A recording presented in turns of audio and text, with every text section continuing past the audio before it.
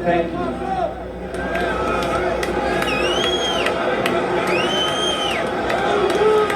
Thank you.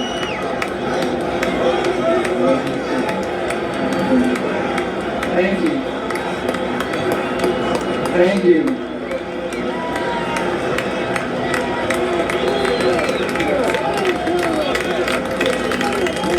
In the name of Allah, the Beneficent, the Merciful, we thank Him for His prophets and the scriptures which they brought. We thank Him for Moses and the Torah. We thank Him for Jesus and the Gospel. We thank Him for Muhammad and the Quran. Peace be upon these worthy servants of Allah.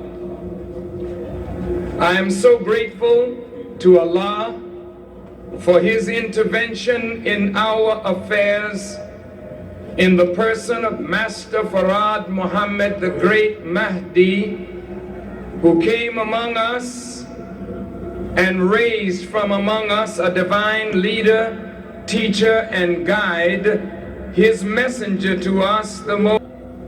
All glory belongs to God. For this is the day that the Lord has made. So we are here rejoicing in this day. Certainly to all of the members of the Nation of Islam, to all of the ministers, captains, secretaries, and sister captains, to all of the foot soldiers who work to raise money that this day could be produced, and hopefully all of our vendors be paid. We're standing at the steps of the United States Capitol. I'm looking at the Washington Monument, and beyond it to the Lincoln Memorial. And beyond that, to the left, to your right, the Jefferson Memorial. Abraham Lincoln was the 16th president of these United States, and he was the man who allegedly freed us.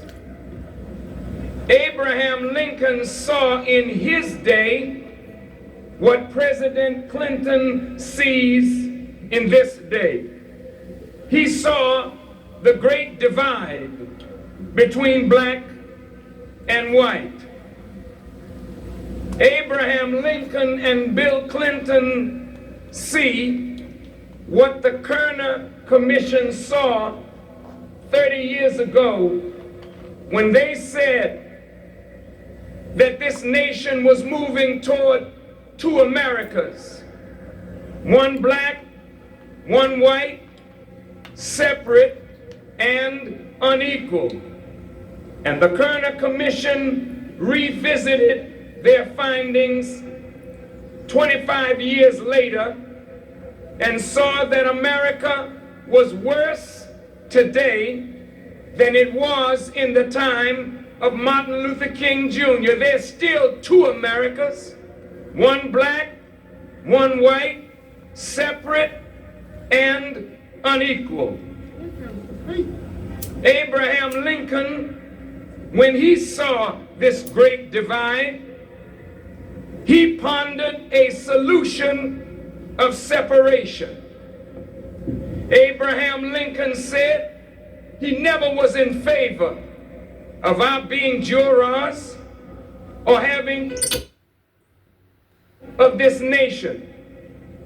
Abraham Lincoln said that if there were to be a superior or inferior, he would rather the superior position be assigned to the white race.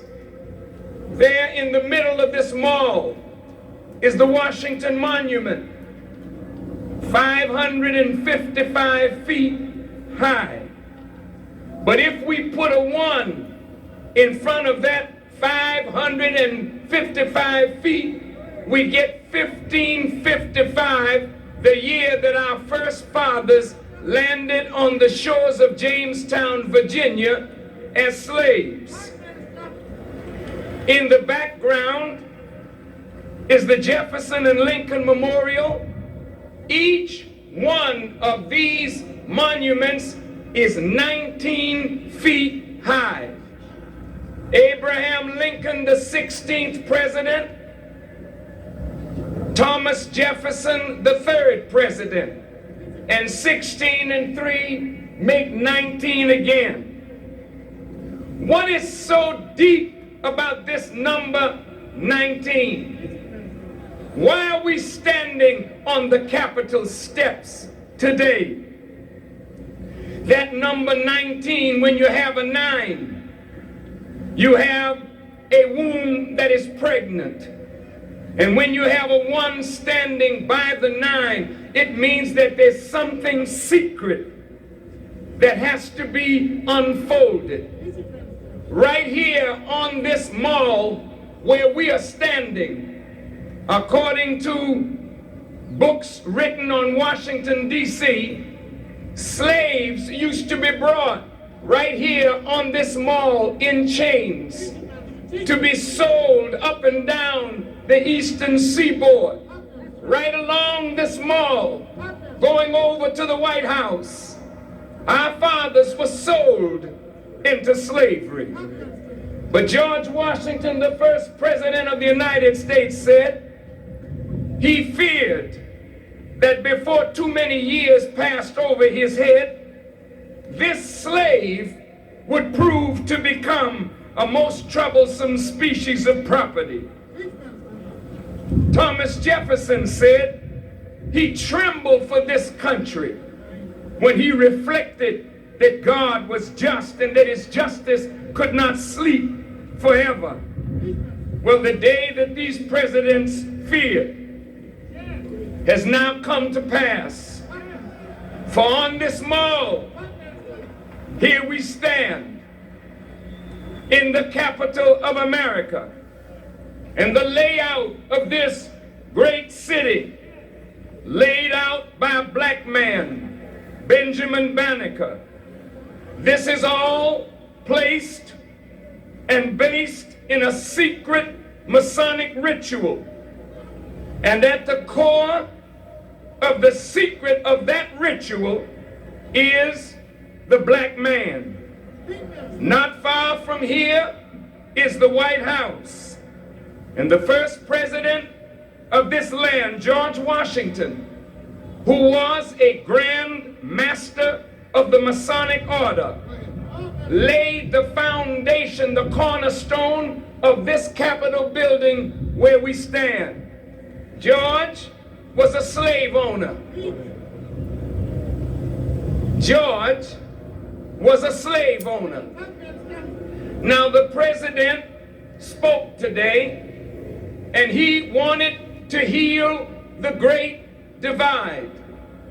But I respectfully suggest to the president, you did not dig deep enough at the malady that divides black and white in order to effect a solution to the problem. And so today we have to deal with the root so that perhaps a healing can take place. Now this obelisk at the Washington Monument is Egyptian. And this whole layout is reminiscent of our great historic past, Egypt. And if you look at the original seal of the United States, published by the Department of State in 1909, Gaylord Hunt wrote that late in the afternoon of July 4th, 1776, the Continental Congress resolved that Dr. Benjamin Franklin, Mr. John Adams, and Mr. Thomas Jefferson be a committee to prepare a device for a seal of the United States of America. In the design proposed by the first committee, the face of the seal was a coat of arms measured in 6 quarters. That number is significant. 6 quarters with emblems representing England, Scotland, Ireland, France, Germany, and Holland, the countries from which the new nation had been peopled. The eye of providence in a radiant triangle and the motto E pluribus unum were also proposed for the face of the seal. Even though the country was populated by so-called Indians and black slaves were brought to build the country, the official seal of the country was never designed to reflect our presence, only that of the European immigrants. The seal and the Constitution reflect the thinking of the founding fathers that this was to be a nation by white people and for white people. Native Americans, blacks, and all other non-white people were to be the burden bearers for the real citizens of this nation. For the back of the seal, the committee suggested a picture of Pharaoh sitting in an open chariot with a crown on his head and a sword in his hand, passing through the divided waters of the Red Sea in pursuit of the Israelites. And hovering over the sea was to be shown a pillar of fire in a cloud, expressive of the divine presence and command. And rays from this pillar of fire were to be shown beaming down on Moses, standing on the shore, extending his hand over the sea, causing it to overwhelm Pharaoh. The motto for the reverse was, rebellion to tyrants is obedience to God.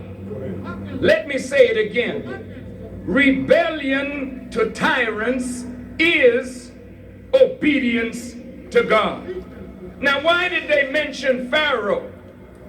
I heard the president say today, e pluribus unum, out of many, one.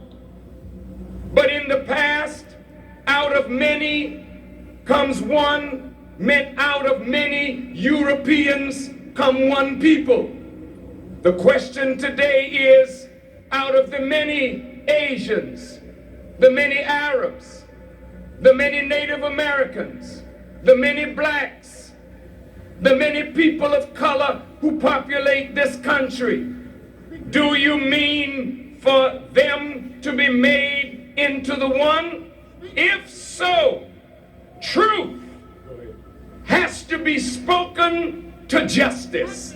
We can't cover things up, cover them over, give it a pretty sound to make people feel good. We have to go to the root of the problem. Now, why have you come today? You came not at the call of Louis Farrakhan, but you have gathered here at the call of God. For it is only the call of Almighty God, no matter who, through whom that call came, that could generate this kind of outpouring. God called us here to this place at this time for a very specific reason. And now, I want to say, my brothers, this is a very pregnant moment. Pregnant with the possibility of tremendous change in our status in America and in the world. And although the call was made through me, many have tried to distance the beauty of this idea from the person through whom the idea and the call was made. Some have done it mistakenly, and others have done it in a malicious and vicious manner.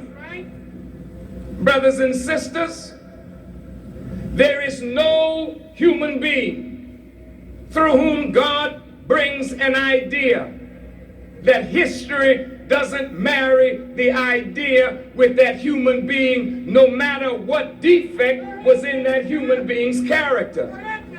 You can't separate Newton from the law that Newton been discovered, nor can you separate Einstein from the theory of relativity.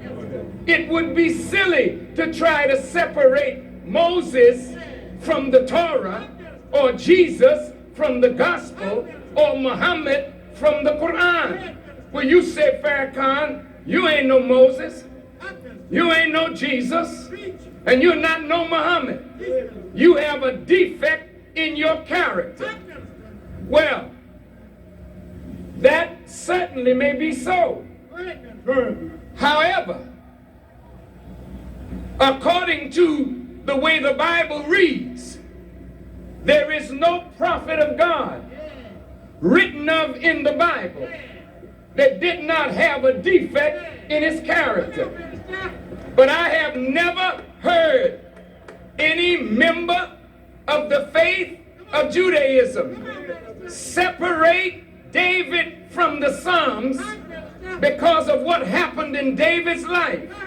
And you never separated Solomon from the building of the temple because they say he had 1,000 concubines. And you never separated any of the great servants of God. So today, whether you like it or not, God brought the idea through me. And he didn't bring it through me because my heart was dark with hatred and anti-Semitism. He didn't bring it through me because my heart was dark and I'm filled with hatred for white people and for the human family of the planet. If my heart were that dark, how is the message so bright, the message so clear, the response so magnificent?